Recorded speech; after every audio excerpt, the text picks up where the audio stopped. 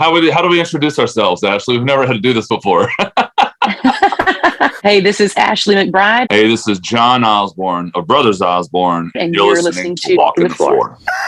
I'm walking the floor over you. Walking the floor. I'm walking the floor. Walking the floor over you. Hola, senors and senoritas. This is Chris Shivlett, and you are listening to a brand new episode of Walking the Floor. It's been a minute. Thank you for waiting. Thank you for coming back. Just so you know, I'm dipping back into doing a few more of these interviews, and I'm all recharged, and we got some good ones on tap over the next few months. And today's was super fun, but we'll get to that soon. First, I gotta run through some things. It's been busy. Been busy a bunch of months here since we last spoke. Don't know if you know, but I put out not one, but two new singles over the summer. One's called Long, Long Year. The other one's called Born and Raised. They are streaming everywhere that you stream your music, so go check those out and give them a spin. And I've also been making the podcast rounds quite a bit. Some might say too much. Been doing some music podcasts, been a guest on like some football podcasts, been a guest on some guitar podcasts talking about tones and guitars and things. I even did one of those Premier Guitar rig rundowns. So there's all kinds of stuff. If you want to hear me babble, there is no shortage of options for you to hear me babble right now out there. Just, I don't know. Look for it wherever you look for it. Also, bunch of shows coming up in December. I got a ton of shows out west. Let's see. The most important one is they're all important shows, don't get me wrong, but the one that maybe is the most the closest to home is the second annual Hometown Holiday Hoedown up in Santa Barbara at the Soho.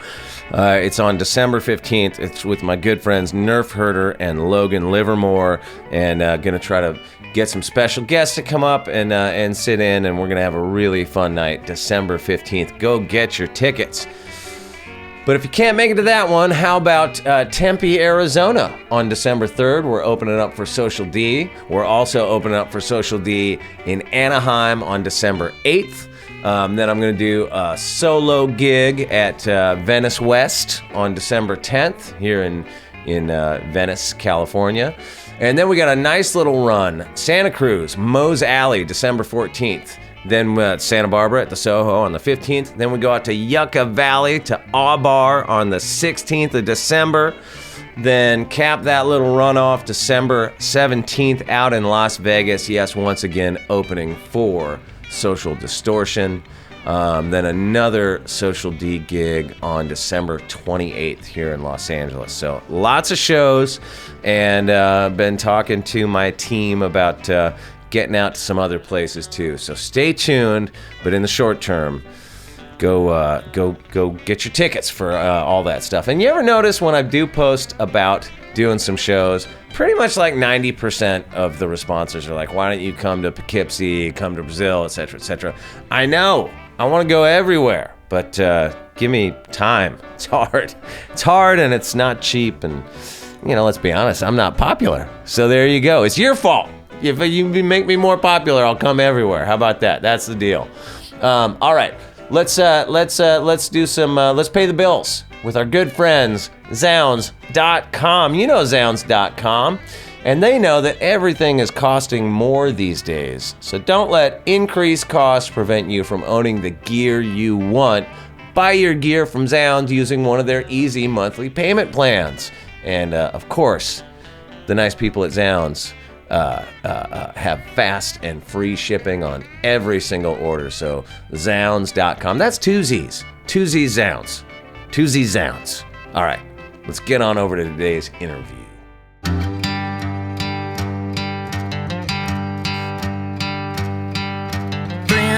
All right, when I decided to jump back into doing some interviews for the podcast, one of the first people I thought of was Ashley McBryde, because she's great, and I've been a fan ever since I first heard Dive Bar in Dahlonega, and I knew she had this awesome new record out called Ashley McBryde Presents Lindyville. It's kind of a concept record, lots of special guests.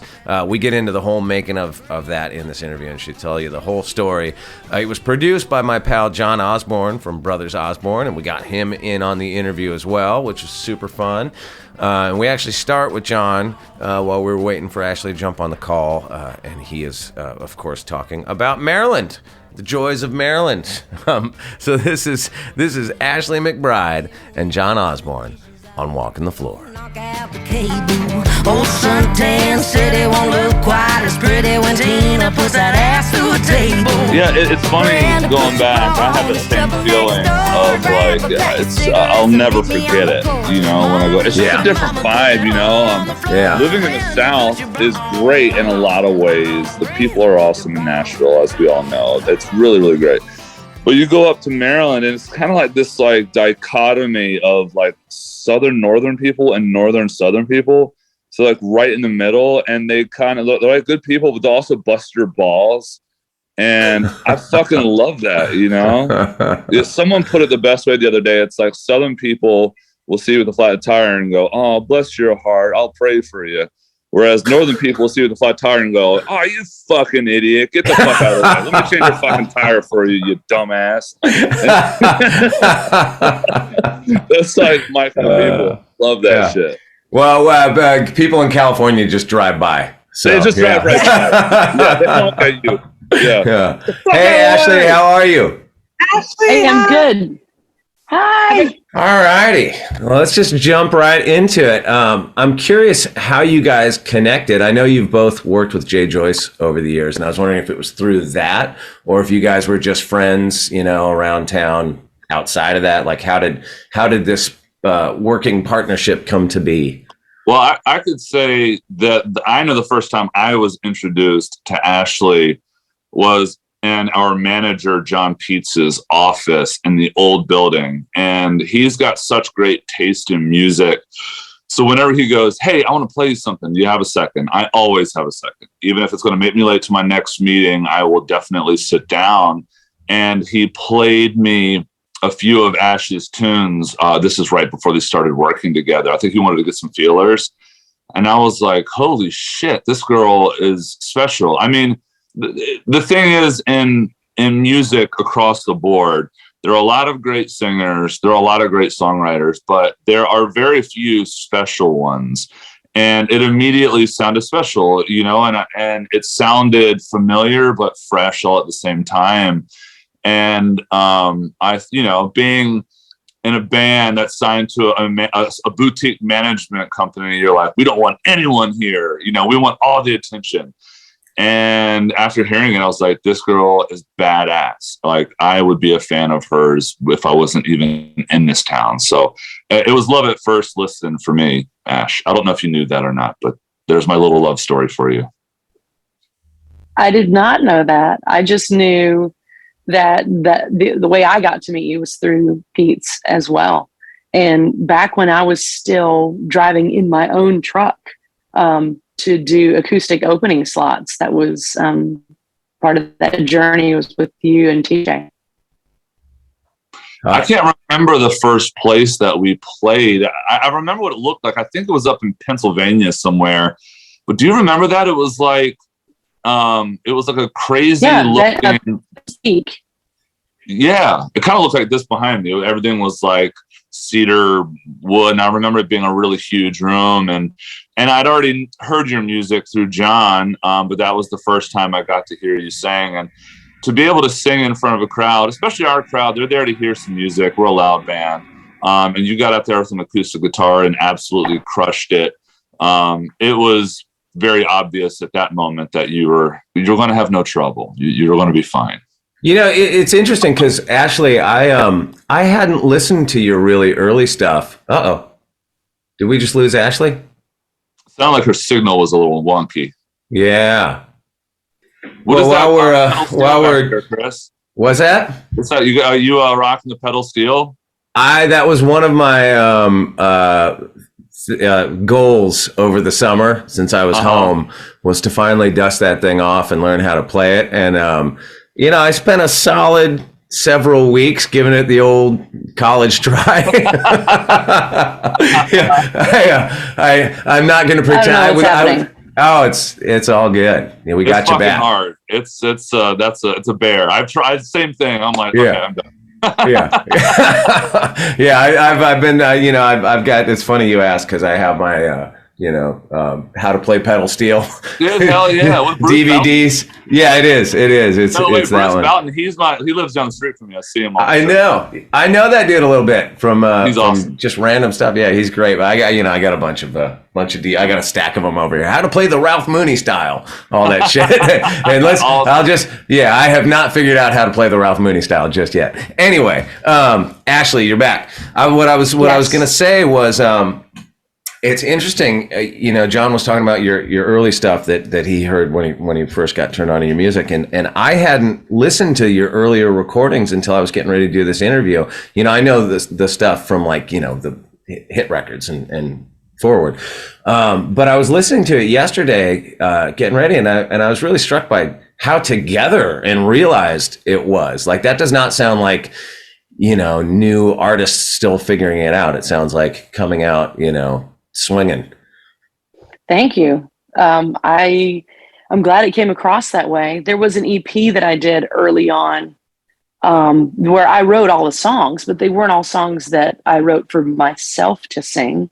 But then I was also told, if you don't cut such and such and such and such, then we're not going to do the EP. So, so I did do that. But and that was with Bart Butler, I think, was the producer on that, and that was a lot of fun to do. But yeah, I think playing in bars for so long before, and after moving to Nashville, kind of helped me know who I was and what I sounded like, which helped me not let anyone else be able to tell me that. Well, so did you have like a publishing deal before you got your solo deal? Were you writing songs for other people? Yeah. I think I got my first pub deal in like 2014, maybe. Okay. Yeah. So how did this project come to be? Like, what made you, like I said, you guys have both worked with Jay Joyce a lot, but why did you put your faith in John as a first-time record producer? Well, I think John is a genius, and I know that from writing songs with him. And then there was a day that we wrote, I think it was us and Liz Rose, and he was there and pushing all the buttons, and I can't push any of the buttons. But just that day in the house and writing with him, and I think what sealed it for me on knowing who I wanted to produce Lindyville was early on. This was when we were cutting the John Anderson tribute. Yeah, with Dan. Yeah, and you were band leader. Mm-hmm. And I'm doing Straight Tequila Night, and of course the signature riff. Not only did John split it in half between two instruments, he chose not to resolve it most of the time. And I'm glad you liked that. I was on the fence, but I'm glad you liked that. And I really function well, which is probably a trauma response of some sort. I function really well on tension. Yeah. In music. And so for that to be ba-da-ba-da-bum, and then a different instrument to come in and go ba-da-da-da-da-da, and it never goes back down. I was like, I love the way his brain works. So when all of these things happen and I'm able to set up this retreat and we were able to write these songs, and now we're playing with people and they're like, you have to do this, all the while not knowing if we're going to put it out as a record. We just know we want it captured. And I asked John Peets, do you think John Osborne would be band leader? And he said, we can ask him. And I said, do you think he would produce it? So we asked.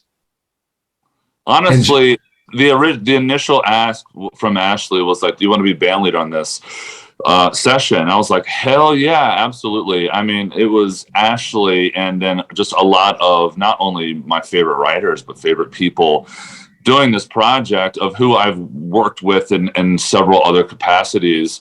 And I know from all of their talents separately that it was going to be great. And then you throw all of the, not only their gifts, but their stories and the way that they see life and the places that they come from and how they bring their life experiences into their writing, which is something that you don't see a lot of these days, unfortunately. I knew it was going to be really, really fun. And John Peets had told me numerous times about the concept, and I was like, hell yeah, I just like I just want to be in the room. I feel very lucky that lately I am able to kind of pick and choose the things that I'm involved with. It wasn't always like that for a very long time. If it paid $10, I was like, hell yeah, I'll be there. But now I'm in a place where I can do that. And I had no hesitation. I knew it was going to be a very fun project. I knew it was going to be original. I knew it was going to be special. If I was like delivering coffees in the morning, I wanted to be there. And then the conversation a week later turned to, do you want to produce this? And my opportunistic self was like, hell yeah, absolutely. First words out of my mouth. I would love to do it. And then a couple of days later, I was like, okay, I'm a little nervous. I don't know. Should I have said that? I don't want to. To me, it wasn't, can I produce a record? Like, I had produced some stuff in the past. It wasn't my first time producing, but it was my first time technically producing like a master label, full album, front to back, by myself. And again, I've had a lot of experience doing it with other people or doing small stuff, the early Brothers Osborne stuff my brother and I had done together. And I was familiar with it. The song Younger Me that we put out, I guess early this year, and it won a Grammy and it was great. And I, by kind of default, produced that one. So I've had experience. However, let me revise my introduction. Not first-time producer, Grammy Award-winning producer, John Osborne. No, it was technically for a full-length album would have been my first time. And okay. The trepidation wasn't, oh my God, can I produce this? It was, oh my God, am I going to fuck up my friend's album? It was a whole other level of, because I have such love and respect for Ashley. I mean, she's like a sister to me. But I also I'm a fan as well. And I know her music's great and it's always great. And again, I love every writer on this project. And I know they put every creative ounce they had into it. I didn't want to be the one to fuck it up. So that's where it came from. And then Ashley sent me the work tapes that they had done at this cabin that they went to. And immediately I was laughing. I was like tearing up. I was just like, from that moment on, I could not wait to get my fingers on the project. I mean, were there moments over the course of making this record that, like, you felt like all eyes are on me? I got to be like, offer some sage production advice here, and I'm a little lost myself. Like, did you have any of those kind of like jitters? Not really. I mean, I knew I was doing my name is producer on the album, but Ashley was there through every step of it. And she is so creative, so smart, so intuitive that I knew if it ever got funky, all I'd have to do was like, hey, what do you think about this? And 100 times out of 100, her idea was right. So I never worried about that. I mean, the writers were great. The songs were incredible. The musicians I got on the album were great. The engineer, Deanna Johnson, was great. I mean, the only one that could have fucked it up was me, but I felt so good about the team of people that I felt a little bit like, like I couldn't do any wrong. Everything else was so great. It was like an easy breezy, like ride for me. Right. You got this great set of songs to work with, and then it's just like getting good takes and stuff. I mean, the record is so good. It's so cool. I love the spirit of it. Like, it reminds me of like White Mansions or something, you know what I mean? Where there's all these different people singing and different characters and all that stuff. And I loved hearing that Aaron Radier is on there, not just as a writer, but also like singing, like it's great. I love the way that Jesus Jenny song ends, blah, blah, blah, blah. It's so cool. I mean, how was that, like, Ashley, to go to your label and management and the people you work with and with this idea that instead of doing another Ashley McBryde record, that it's Ashley McBryde Presents, and with this big sort of concept attached to it? How was that received? Was everybody on board, or did you have to fight for it? There was every opportunity to hear, you're not doing that. But it could have been that way from the get-go when I said, hey, the six of us want to go write these songs. And it was during, like, COVID was still very much a thing. But so the uptick on that was that we weren't on the road. Like, we were all here. We could do it. They still could have said no, but they didn't. So then we got there, and it could have happened that we didn't write any songs that we liked, but that didn't happen. We wrote a bunch of songs we loved. And then I played the work tapes for people, and everybody's like, you've got to do something. You at least have to put these into full fleshed out demos. And then I'm like, yeah, it'd be cool if we could make it a record. And then all of these things happen where we're talking to John and he's getting the musicians and then I played it for some folks at the label, the important ones, and just told them what happened. That there was a bunch of us in this cabin and we did this. And then John and I and John put this all together, and here it is. And the only rules were just do what's right for the song, or do what's right for the character, or do what feels right before lunch, and this is what it sounds like. And John Esposito and Chris Lacey came and listened, and they were like, holy shit. So then when I was like, don't worry, I'm not going to put it out as a record. It just needed to be captured. This magic needed to be captured. It needed to be honored. And they were like, you're kidding, right? I'm like, no, I'm totally kidding. This is the record I want to put out. Well, yeah, I mean, it's interesting. I was going to ask you about that because I read that initially you didn't, you weren't planning on putting it out, or didn't know if you were going to put it out. But why? Why was that ever in question? And how would you have gotten all these people out in a cabin if you weren't thinking about it being? Yeah, we do a writing retreat. We try to do it twice a year, but at least once a year. Yeah, with Connie and Aaron and Nicolette and myself and Brandy. And then we usually bring in one writer that I've never written with, that hardly any of us have ever written with. Right. And we usually leave that up to Nicolette as to who to bring in. I love that weird wild card effect and a new element in the Petri dish. Who knows? Maybe nothing happens. I don't know, but it's a lot of fun. Who was that person on this session? I mean, run through some of the writers here. Yeah. So we've got Connie Harrington, Brandy Clark, Aaron Ratier, Nicolette Hayford, myself, and Benji Davis. And I'm so happy that it was Benji Davis. Well, that's interesting, because some of these names I'm familiar with, and Brandy Clark and Aaron, of course. But some of these names I'm not familiar with. So maybe talk a little bit about some of these different writers and what they've done that people would maybe know them from, and if this is your go-to group that you like to work with, why, and just all that stuff. Yeah, for Nicolette Hayford, most of the songs that are on my records I wrote with Nicolette. So we like Living Next to Leroy, Die Bar in Dahlonega, One Night Standards. That's all Nicolette involved. Connie Harrington, you would recognize her from songs like I Drive Your Truck. I want to say she's a writer on Girls Life 2. I think that is correct. Yeah. Yeah, we also wrote early when my brother and I signed our publishing deal. She was one of the first writers we started writing with, and we absolutely fell in love with her. And we have a song that's on our EP, I think. It's on our live record, The Ryman, called Love the Lonely Out of You, that we wrote with Connie, which is kind of a fan favorite, and she's awesome. And back when I played sessions, I played on a lot of demos. I played on all of Connie's demos, so I've known her a long time, and it's been so full circle to get to work with her again. And who's Benji? When I asked Nicolette and I said, hey, I want to on the Lindeville retreat, can you bring me a wild card? The last wild card she brought me was a guy named Dan Hernandez, and I loved him too. And she said, dog, are you sure you want to bring a wild card in on this when it's like, it's me, you, Connie, Aaron, and Brandy. Like, we know how to execute this if we need to. Like, I know, but I just want to see what happens. And she said, cool, I'm going to bring this guy in. His name's Benji Davis. You're going to love him. And that's all I know about him. And then I shake his hand. And then we just start writing songs together. And I'm so thankful that the friendship we have now is all Nicolette's fault. Mm-hmm.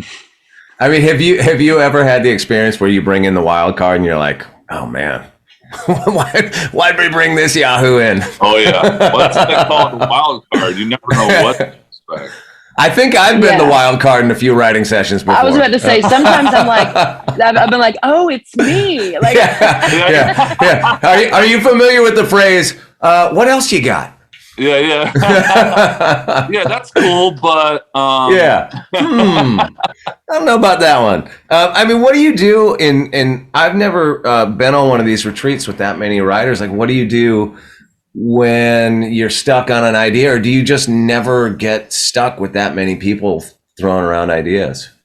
I think the chances of being truly stuck are pretty slim. I can paint you in a corner in a round room. It's just a gift I have. But I think what we did to get unstuck was go have a cigarette, have a shot, make a sandwich, just stand up for a minute and go do something else. We did get stuck on Bonfire at Tina's, and Nicolette was trying. She had this idea and she's trying to communicate it to me. And I am such a Timmy's in the well kind of a person. Like, I was just like, how can I help? How can I? I'm just like, I've got you. What's up? And she's like, just get out of my face for a second. And it winds up we're on the porch smoking. And I'm like, throwing my arm around. I'm like, I'm trying to contribute. You won't tell me what fucking page you're on, Nicolette. And she's like, can you just shut the fuck up for like 3 minutes? and I was like, bring the keyboard into the kitchen, because that's where we were writing everything. But the keyboard wasn't in there. So they set the keyboard up in the kitchen. This song starts to fall out. And that was how we got unstuck, was we just argued. I just needed to shut up and stop trying to contribute right then and let her idea finish coming out of her brain. Wow, that's so cool. Yeah, it's interesting. Like, what do you do in a writing session when, like, let's say, like, two questions here, I guess. Do you like to come into those with a bunch of half-formed ideas? And then what do you do when something that you came into the room with that you kind of have an attachment to starts going in a direction you're uncomfortable with? If I'm bringing in a thought that's pretty well formed, you have to be completely okay with the fact that it may go not the direct. If you wanted it to go that one specific direction, write it by yourself then. And Right. You need to be open to wherever it's going to go, because it's probably going to be better than where you were going to take it by yourself. Right. I like to grab what's in the room or what's in the ether. But sometimes that can be exhausting. How do you do it, John? It's all the same, really. You know, it's like, I wish there was one way to do it. It would be so much easier, but there's not. I mean, you show up. I've shown up with a riff. I've shown up with half a song written. I've shown up with jack shit, and they all yield about the same amount of result, you know. And there are days, and Ashley, you can attest to this, any of us can, that sometimes you just hang out, especially when you're writing with friends. Would imagine you and Nick are like this. You know, sometimes you just like shoot the shit for a while and maybe get a song, maybe not, you know. And if art is in any way a reflection of life and what you're going through, sometimes, and this is one of the hardest things to accept as a writer, and I struggle with it, and I think we all struggle with it, is the fact that sometimes the song isn't meant to be written, at least on that day. Mm-hmm. And you have to just let the art breathe and wait for it. And you know, and I'm like you, Ash, in the same way. I'm like, what can I do? How can I make this better? That's why I learned Pro Tools, because if I'm in the room and there's two people firing, I don't want to be sitting there, you know, with my thumb up my ass going, okay, what can I do? I'm like, fuck it. I'll just open up the computer, I'll make a beat, and then it'll help to write. So I'm exactly the same way. But every day is different. I mean, I'm here in my studio right now because there's a song that my brother and I just put on. We just recorded 2 weeks ago. And then when we got in the studio, we sang the second verse and we realized this isn't right. So today we're just going to be fixing a song. And every day is its own set of challenges. And as a writer, and it's really hard for new writers, every day feels like this could be my ticket. This could be the lottery ticket that just makes me $1 million, and then I go on to get a better publishing deal, and history is made. But it requires a lot of patience, and a lot of times you have to let the song present itself before you just, you know, you choke it out. It's interesting, you know, the first time I ever saw somebody putting a beat together, kind of demoing it in real time, was writing a song with Jaron a couple of years ago. And it really made it was like a huge impact on what we were writing, because all of a sudden, like, while you've got like a verse and half a chorus, like you're kind of hearing, you know, whoa, that sounds pretty good, and then you get your juices flowing, you know. Yeah. Well, it's a funny thing in Nashville, and you know, it's not as prevalent anymore. But for a few years there, some people were calling themselves songwriters, but they did not write a song. They just knew how to make a beat, and that's fine. You know, that is a big part of music, specifically in pop music. The track is as important as the song. Those track makers, the builders and producers out in LA and in pop music are fucking brilliant. But at the same time, the way we do it in Nashville is like, when the power goes off, can you still write?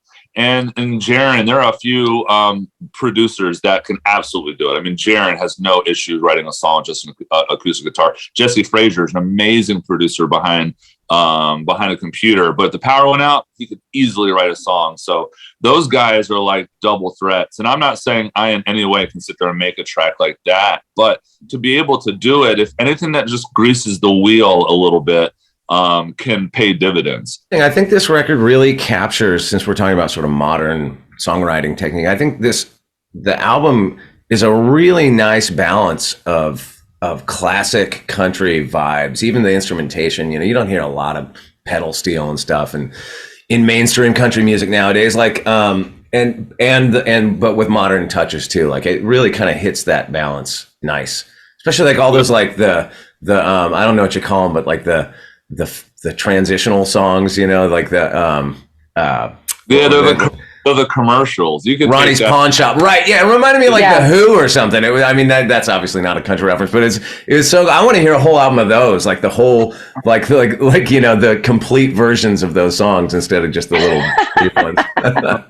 It was just such a cool throwback feel, like, but with like very like modern stuff at the same time. Well, conceptually, I mean, I hope I get this right, actually, but from what I understand, this is how I perceived it when I got the work tapes, and then I was able to hear those segments, and I was laughing. I'm like, this is fucking genius.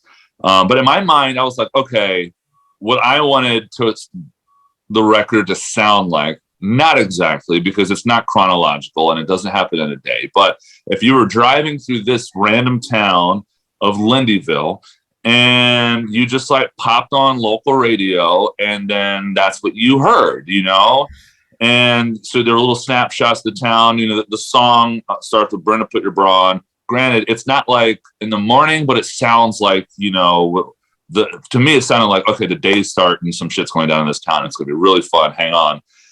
But then when it would go to commercial, you're like, okay, well, let me go to commercial break for 30 seconds. And I had the band run it. I'm like, let's don't do overdubs. Let's just play it live. And we ran it 3 or 4 times. Like, okay, I think we can do one more take. I'm like, y'all, this is amazing. By the way, the first take was amazing. Let's not overthink this, because, they don't have a group of session musicians in small town America. These are people that just have instruments on their back porch, and so we left it at that. And then with Ashley's blessing, I actually I took the roughs, I airdropped them to my phone. I bought an FM transmitter on Amazon. And I went to a thrift store and bought an old 80s alarm clock. And then I transmitted an FM signal to the alarm clock. And then I put a mic on that speaker. So it's a mono signal that you're getting out of an 80s, the wood grain alarm clock with the red, the red LED numbers. That's the sound that you're getting. And I sent it to Ashley. I'm like, I hope this isn't too crazy.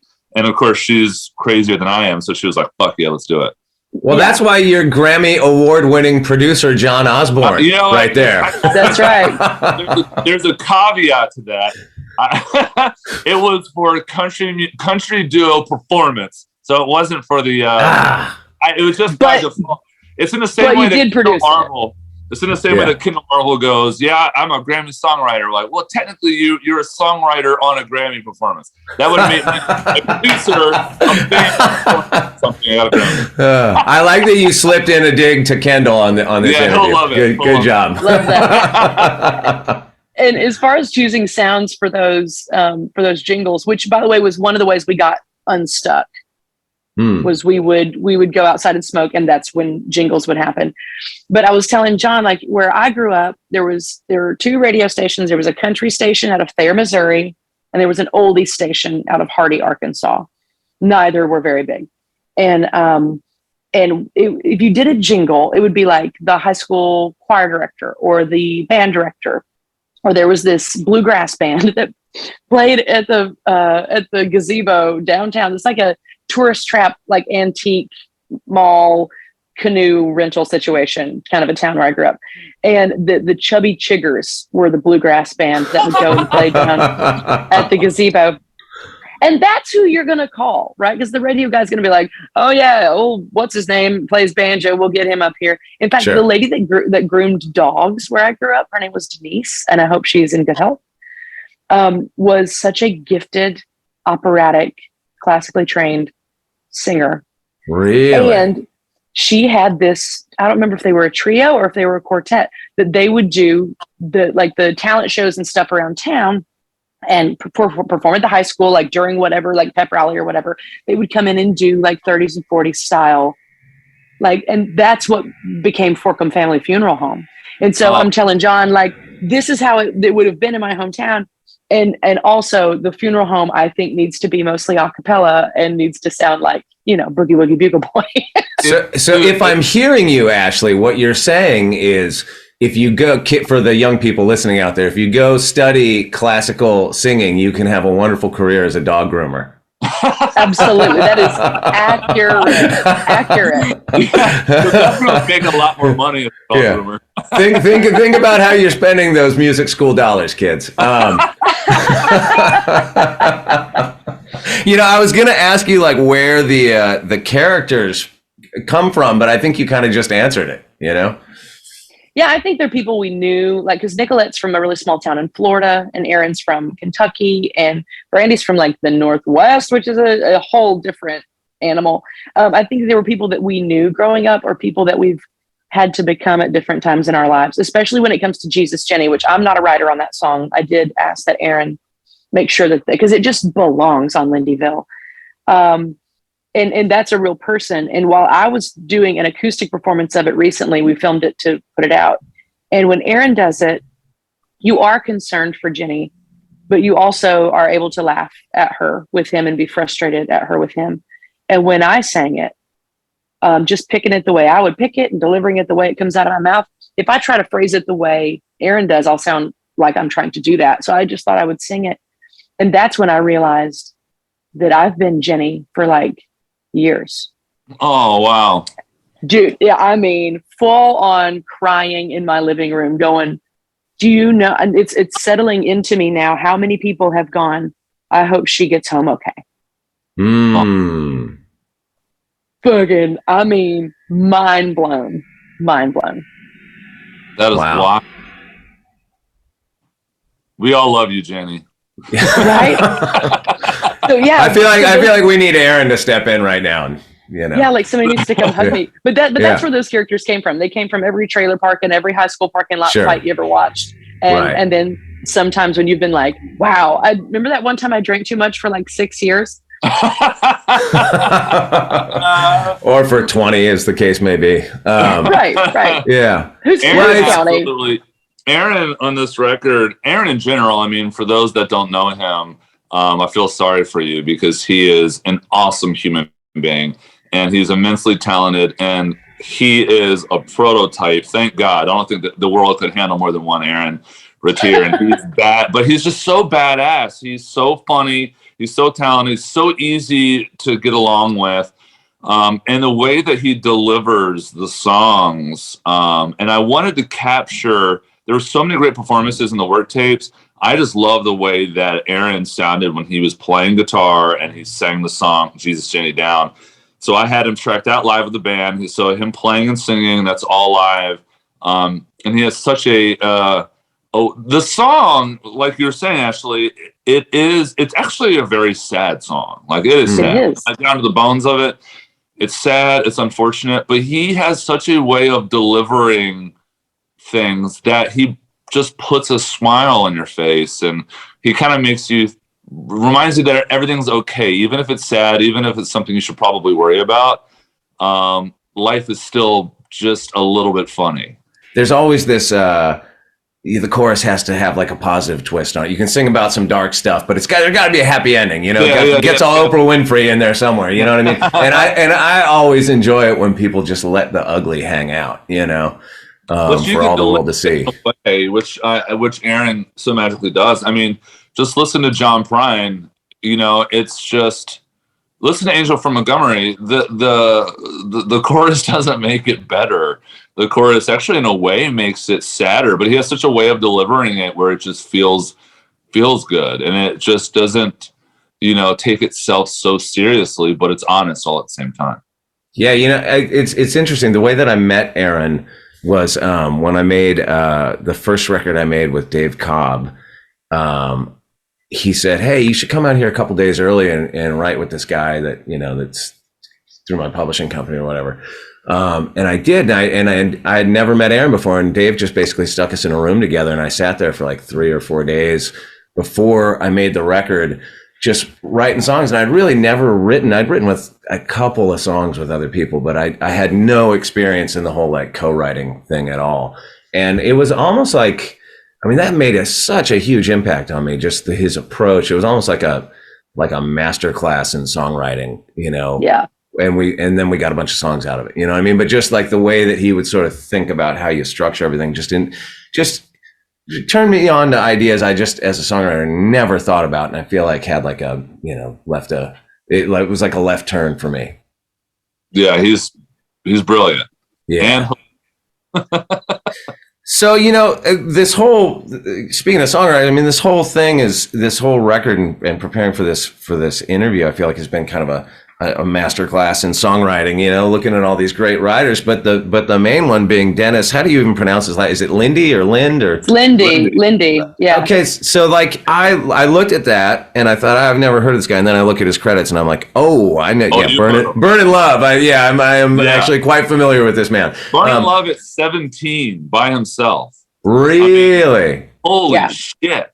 Talk about an interesting songwriting thing. Like, could you, either of you, sit down and write a song, I'm a hunk of burning love, and like deliver that with confidence? It's especially when you think 17. Wow. Anyway, you had mentioned that the idea going into this retreat was that it was like the Lindeville retreat. So you, I'm assuming, had that concept kind of sketched out before you even went and wrote these songs. Why? What is Dennis Linde's connection to this whole thing for you? We had noticed, it was Nicolette and Aaron and I, we had written a song called Blackout Betty, which is me when I party too hard. And then we realized that we had things in our realm like Jesus Jenny, and Nicolette had written Shut Up Sheila, and I had put that on one of my records, and we wrote Living Next to Leroy together. We had all these characters. So we were just kind of toying around with the idea of there's nothing else going on right now. Like, we should put together a retreat, build more characters, and give them a place to live. And if we did that, then we should name the town Lindyville, because Dennis Linde wove his thread, these characters through different songs. Like in the song Queen of My Double Wide Trailer, Sammy Kershaw. In that second verse, it says, a few nights later, I run into her with some stranger on a park bench. She said he rebuilds engines and his name is Earl. He's the Charlie Daniels of the torque wrench. That Earl is the Earl he killed in Goodbye Earl. So, and I find this out a few years ago, several years ago, and my mind is blown. So then I just start to be a Dennis Linde fan and be like, I wonder what other Easter eggs are in other songs that I didn't even know he wrote. And then I find out there was this whole map he drew of this town. And, there's like a water tower and it just says Billy Bob and Charlene on the water tower. There's a bar and it just says Bubba Shot the Jukebox over here. So he was pulling characters out of this fictional town he created and then making songs. We were making songs with characters and then creating them a town. So even though it's backwards of what Mr. Linde did, I think it was important to acknowledge that we weren't, even though this is a really cool idea, it's very original, all of the songs and all the characters, we weren't the first ones to decide to do character-driven music. And so I figured it deserved to be named after him. I was going to ask you if there's any plans, or if you have played this whole thing live. But right before we did this interview, I found out you are, in fact, going to do a live performance at the Ryman of like the whole record. Lindyville Live with the full cast is going to be unlike anything I've ever done. And the fact that we can have John and I and the original, and I'm calling them a cast because that's what we are. We're a bunch of weird characters. It's going to be crazy, crazy cool. And knowing that we have the blessing of Mr. Linde's family to do so, right? To name it that. And yeah. So I'm already like, when are we doing Lindeville Live London? When are we doing, when it would be so hard with so many people, but it's going to be nuts at the Ryman. And that when we made the record, I told John Peets, if I have it my way, my vision is we do this live at the Ryman the way it is on the record, and we do it one time. And then we find ways to do Lindeville Live in other ways. I'd be fine if we Banksy'd the hell out of it, right? If we're just like Lindeville, Lafayette, Lindeville, London, Lindeville, St. Louis are all at like 8 p.m. on March 15th, 2020. Like, it would be so cool. It would just be different casts, like sort of like an off-Broadway kind of a thing. But that's of course grandiose and way off in the future. But I said I want it live at the Ryman, and I want to do it one time the way it's supposed to be done. And I want what I see. I want everybody to see what I see, and I want everybody to be able to feel what I got to feel writing these songs with my friends and recording these songs with my friends. We've already had, I'm sure you've had more meetings since Ash, but myself, and John Peets, our manager, had a meeting not too long ago. And I don't want to give any ideas or anything away, but it will be quite immersive. You're not going to just show up and hear an album front to back. I mean, you'll hear that, but that'll just be a small part of it. And, between Ashley's brain and John Peets' brain and me just sitting there listening to them bounce ideas back and forth like I'm watching tennis, it's going to be awesome. It's going to be really, really, I'm actually so excited for this. It'll be something that I've never done before. It'll be brand new for me. Well, listen, I don't know if you guys know, but I starred in a major Hollywood production horror movie recently, and so I'd like to put myself out there as a cast member when you're not for the Ryman, but when you're doing like the way off Broadway stuff. Just I could be like a funeral home. I could be one of these characters just for a second, kind of tap dance out and then run off. No, I saw it, Chris, and I mean you fucking knocked it out of the park. I saw that, dude. Let's not overstate it. How am I just now finding out about this? Because nobody found out about it. Hey, listen, Ashley, normally when I do these interviews, it's like more of like this is your life, we kind of chronologically go through like where'd you grow up and but you got John here sucking up all the air in the room, and will you come back sometime and do another one of these, and we'll go through all that stuff. How'd you make it? Blah blah blah. But I've taken up too much of your time already today, so I don't want to burden you with that on this one. No, that would be my pleasure, 1,000%. Awesome. Thank you guys so much. This is so fun. This is the first interview I've done since the spring, and I really enjoyed it, and I'm glad it was with you too, because you guys are great. Hey, well, I'm a big fan, and I adore you. Awesome. Take care, you guys. All right, see you, bud. Send the dudes our love. Bye. See you, bye. Will do. All right, that was Ashley McBryde and John Osborne. The album is called Ashley McBryde Presents Lindyville. Go check it out, go stream it, go buy it, and go see it live at the Ryman when they do that. That's going to be amazing. I wish I was going to be there. Maybe I will be there. Who knows? Anywho, that's it for this week. We're out. Adios, amigos! Brenda, put your bra on. Brenda, put your bra on.